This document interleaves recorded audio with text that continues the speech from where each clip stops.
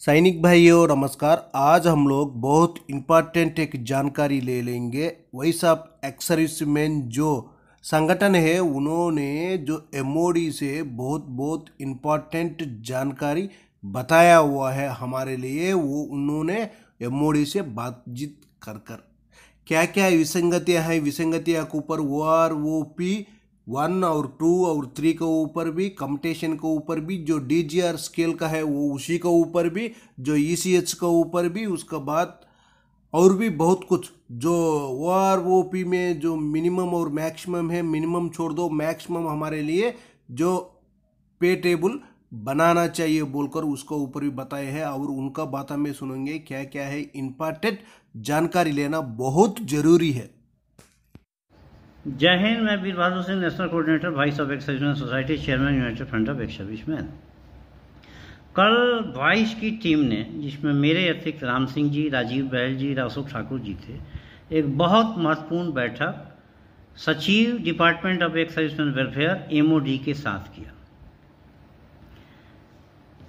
जितने हम लोगों ने अब तक इशू रेज किए हैं, फाइनेंशियली नॉन फाइनेंशियली, उन सभी मुद्दों पे बिंदुवार चर्चा हुई।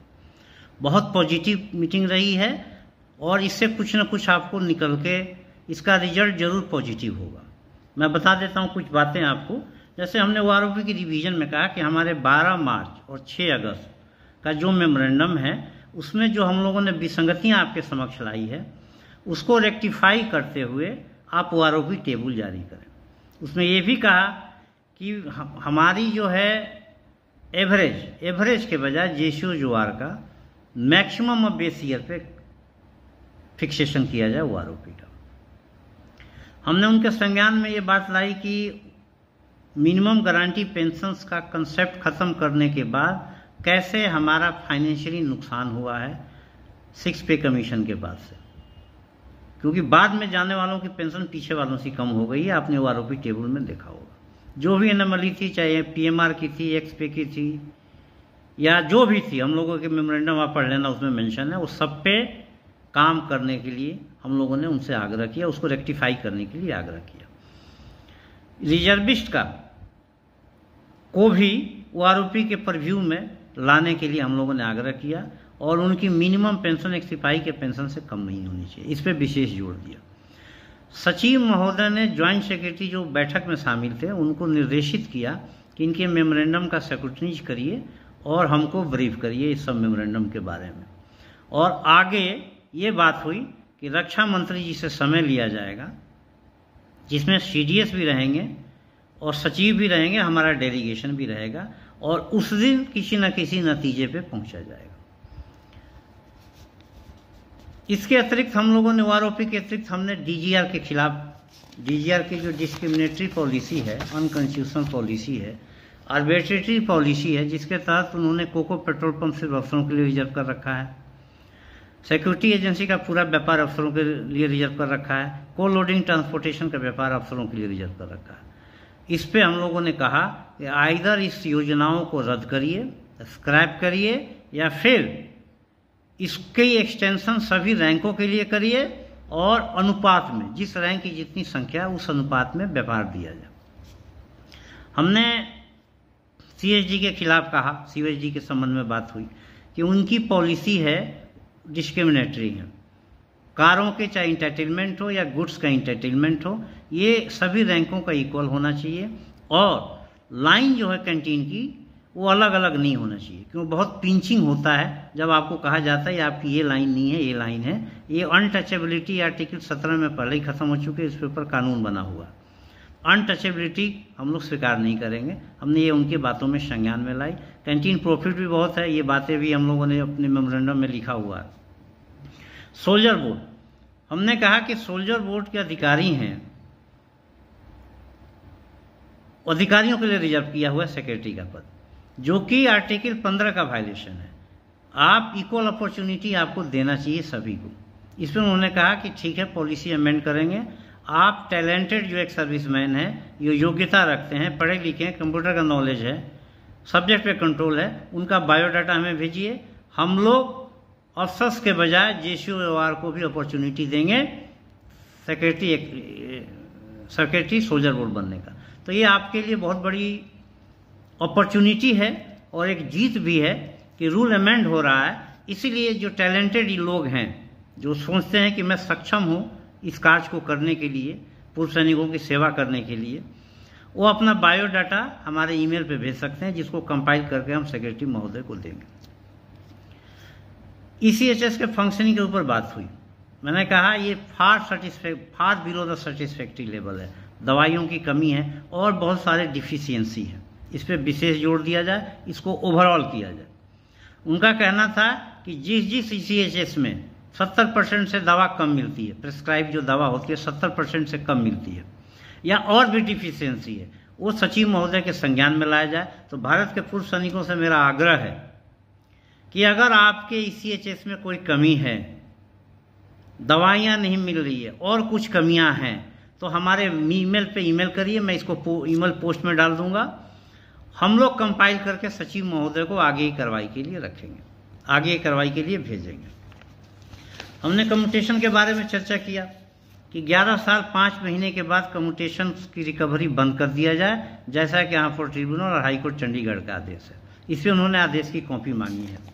हमने आर्म फोर्स ट्रिब्यूनल के फंक्शनिंग के बारे में भी कहा है कि कोर्ट केसेस की संख्या कम करने के लिए, एक्स चेकर पे बोझ कम करने के लिए, एक्स सर्विसमैन का फाइनेंशियल बोझ कम करने के लिए संगठनों को रीट फाइल करने की अनुमति दी जाए, जैसा कि AFT से, जैसा कि कैट से लेके हाईकोर्ट सुप्रीम कोर्ट में होता है। तो उन्होंने कहा कि कैट में नहीं होता, हमने कहा कैट में होता है। तो उन्होंने कुछ सैंपल मांगे हैं कि अगर ऐसा बात है तो आप हमारे संज्ञान में लाइए। तो हम लोग कैट का जो कोई ऑर्डर है या रीट है उसको हम लोग सेक्रेटरी महोदय को भेजेंगे। हमने कहा कि जनरल ऑर्डर नहीं इशू होता, किसी सिमिलर केसेस में एक इंडिविजुअल गया कोर्ट ने उनको ऑर्डर कर दिया। अब हर आदमी को बार बार कोर्ट जाना पड़ता है, फिर कोर्ट केसेस की संख्या बढ़ती है, एक्स चेकर पे फाइनेंशियल बोझ बढ़ता है, एक्स सर्विसमैन पे फाइनेंशियल बोझ होता है। तो जिसका आर्म फोर्स ट्रिब्यूनल ने डिसाइड कर दिया है और वो आगे सुप्रीम कोर्ट में अपील नहीं है, तो उस पर जनरल ऑर्डर इशू किया जाए, ताकि लोगों को बार बार कोर्ट का चक्कर न लगाना पड़े। हमने वेबसाइट की बात की कि आर्म फोर्स ट्रिब्यूनल की वेबसाइट पे डिटेल्स उपलब्ध नहीं रहता है केसेस की, जैसा कि हाई कोर्ट सुप्रीम कोर्ट में होता है। उन्होंने कहा कि हमने रिसेंटली चेयरमैन से बात किया है, इस संबंध में काम हो रहा है, इस संबंध में चर्चा हो रही है। हम लोगों ने कहा कि CGDA के वेबसाइट काम नहीं कर रहा है, काम कर रहा है, उस पर अमेंडमेंट, उस पर सर्कुलर लोड नहीं हो रहा है जब से स्पर्श आया है। तो हम सर्कुलर कहाँ से लेंगे, तो उनकी वेबसाइट पे सर्कुलर लोड किया जाए। इस पे उन्होंने कहा कि मैं मामले को देखूंगा और उनको आदेशित करूंगा।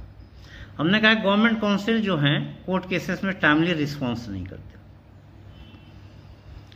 तो उनको आदेशित किया जाए कि वो टाइमली रिस्पांस करें, कोर्ट में हाजिर रहे और समय पे जवाब दाखिल करें, ताकि कोर्ट केस जो है समय पे उसका निर्धारण हो सके, उस पर डिसीजन हो सके। मैंने ये भी कहा, अपने मेमोरेंडम में भी लिखा कि हमारे एक सर्विसमैन के बीच ये बहुत ज़्यादा उदासीनता फैल गई है कि माइटी लोगों के लिए, एंटी सोशल एलिमेंट के लिए, एंटी नेशनल एलिमेंट के लिए कोर्ट तो जल्दी खुल जाता है, रात को भी खुल जाता है, लेकिन जिसने अपनी जवानी सेना देश की रक्षा करने में दी है उनको तारीख पे तारीख मिलता है। इस पर उन्होंने कहा कि इसको हम ध्यान देंगे और बात करेंगे।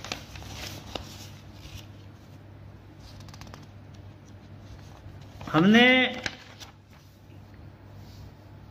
एजुकेशन ग्रांट को इन्हेंस करने की बात कही है, ताकि किसी की एप्लीकेशन, पहले 33% लोगों को भी जो आवेदन करते थे एजुकेशन ग्रांट मिलता था, अब उन्होंने ये कहा है कि रक्षा मंत्री ने स्पेशल इस पे फोकस किया है और 260 करोड़ रिलीज किया है और सारे बैकलॉग क्लियर हो गए हैं, तो इस पर कमी नहीं आएगी। उनकी तरफ से आश्वासन मिला, हमारी तरफ से ये पॉइंट था कि जो भी आवेदन करता है असिस्टेंट ग्रांट का, उनको 100% आवेदन दिया जाए, ताकि बच्चों की शिक्षा पे कोई उल्टा प्रभाव न पड़े।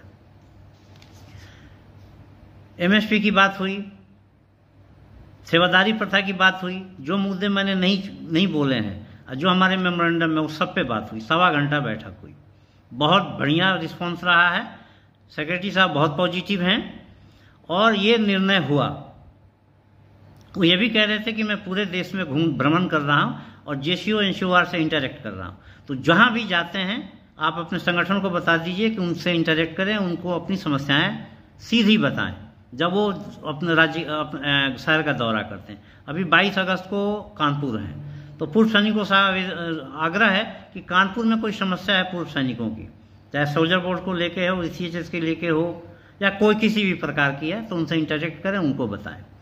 दूसरा उन्होंने ये कहा है कि हर पूर्व सैनिक 1 पेड़ जरूर लगाएं और फोटो अपलोड करें। तो आप सबसे आग्रह है कि अभी 1 पेड़ जरूर लगाएं और हमें फोटो भेजें ताकि हम आगे उनको सबमिट कर सकें।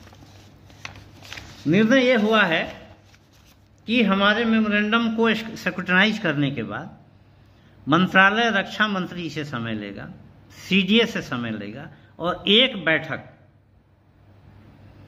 रक्षा मंत्री के साथ होगी जिसमें हमारा डेलीगेशन भी साथ बैठेगा, सचिव भी बैठेंगे, सचिव महोदय भी बैठेंगे और सीडीएस भी बैठेंगे, और वहीं जो इशू पे सहमति बनते उस पर निर्णय होगा, जिस पे चर्चा की जरूरत है उस पर और चर्चा होगी। तो हम लोगों ने अब तक जितने भी इशू रेज करते रहे, हम लोगों ने कोई इशू छोड़ा नहीं है, सब इनके संज्ञान में लाया है, बल्कि एएफटी वाला जोड़ा भी है।